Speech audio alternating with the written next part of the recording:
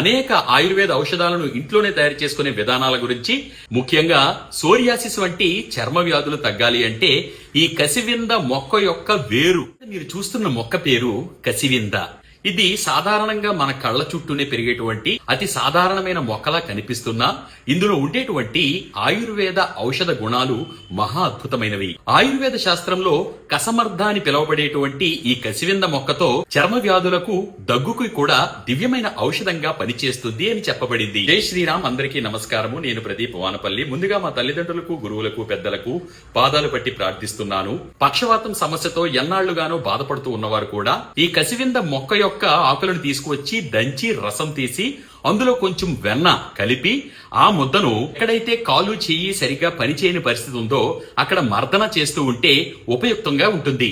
కండ్ల కలకలు, ఈ కండ్ల కలకలు కూడా తగ్గాలి అంటే ఈ కసివింద మొక్క యొక్క ఆకు తీసుకుని వచ్చి దాన్ని శుభ్రంగా కడిగి ఈ కంటి పైన వేసి ఐ మాస్క్ లాగా ఈ కసివింద ఆకులను వేసుకుంటే ఈ కంటి కలకలు కూడా మెల్లగా తగ్గుతాయి. ముఖ్యంగా సోరియాసిస్ వంటి చర్మ వ్యాధులు తగ్గాలి అంటే ఈ కసివింద మొక్క యొక్క వేరు ఉంటుంది కదా, దానిని తీసుకుని వచ్చి పుల్లటి పండ్ల రసంతో గాని, లేదంటే పుల్లటి మజ్జిగతో గాని, లేదంటే బాగా పులిసిన గంజిలో గాని ఈ వేరుని బాగా రంగదీయండి, అరగదీయండి. ముద్దలాగా ఒక గంధంలాగా వస్తుంది.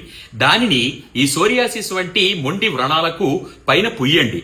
పూస్తూ క్రమంగా పూస్తూ ఉంటే సోరియాసిస్ వంటి మొండి చర్మ వ్యాధుల నుంచి కూడా ఉపశమనం కలిగే అవకాశాలు ఎక్కువగా ఉన్నాయి. అంతేకాదు అతిమూత్ర సమస్యతో బాధపడేవారు, అంటే మాటిమాటికి ఎక్కువ సార్లు యూరిన్కి వెళ్లాల్సిన పరిస్థితి ఉన్నవాళ్లు కసివింద మొక్క యొక్క గింజలు చిక్కుడుకాయల్లా పొడవుగా ఉంటాయి, అందులో గింజలుంటాయి. ఆ గింజలను తీసుకువచ్చి ఎండబెట్టి దంచి పొడి చేసి పావు చెంచా పొడిని అర చెంచా తేనె కలిపి సేవిస్తూ ఉంటే అతిమూత్ర సమస్య కూడా తగ్గే అవకాశాలు ఉంటాయి. ఇక్కడ ఇచ్చిన మా నంబర్లకు ఉదయం 10 గంటల నుండి సాయంత్రం 5 గంటల మధ్య సమయంలో సంప్రదించగలరు. మరి మనకి సులువుగా ప్రకృతి ప్రసాదించినటువంటి వరమే కసివింద మొక్క. మరి ఈ మొక్క గురించి తెలుసుకున్నాం కదా. మరి ఇది ఎక్కడ కనపడినా సరే వాటిని సంరక్షించుకోవడం మన బాధ్యత. మొక్కలను భగవంతుడు మనకి ఆయుష్ పెంచడంలోని, ఆరోగ్యంగా ఉంచడంలోని సహాయకారిగా పంపించాడు. అటువంటి మొక్కలను సంరక్షించుకోవడం మన బాధ్యత.